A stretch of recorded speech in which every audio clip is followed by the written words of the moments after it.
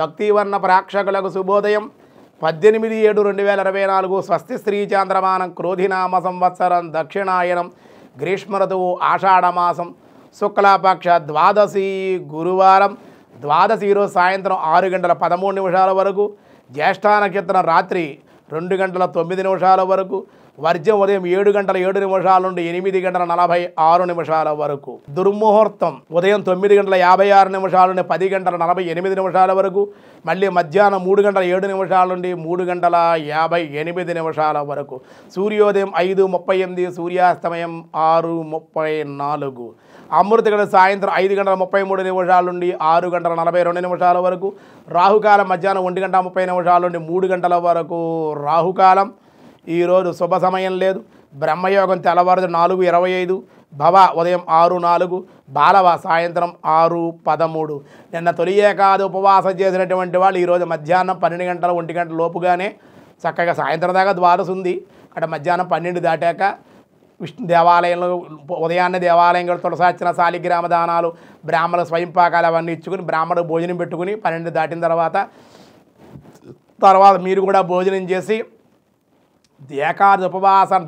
ద్వాదశ పారాయణం పరిపూర్ణం అక్షంతరం నీళ్ళ చొక్కలు విడిచిపెట్టి కాయేన వాచ మనసేంద్రియైర్వా బుద్ధ్యాత్మనా వా ప్రకృతే స్వభావాత్ కరోమి యజ్ఞం సకలం పరస్మై నారాయణాయేడు సమర్పయామని విడిచిపెట్టేయండి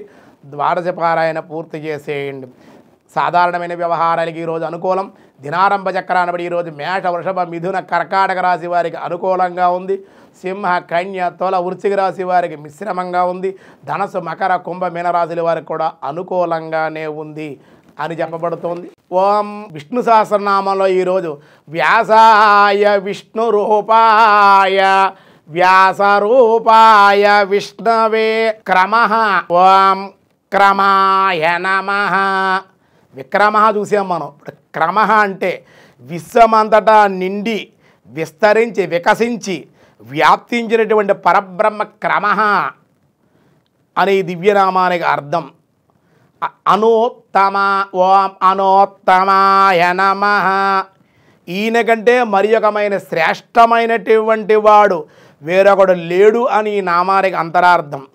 గంభీర భావార్థం యస్మాత్ ఫలం నపరమస్తి కచ్చిత్ అని శృతిగానం చేయబడింది ఈయన కంటే శ్రేష్టమైనదే లేదు అని భావం సత్వస్తమోస్య భవ్యాధిక కుతోన్యః అని చెప్పబడింది గీతలో కూడా నీతో సమానుడే లేడు కనుక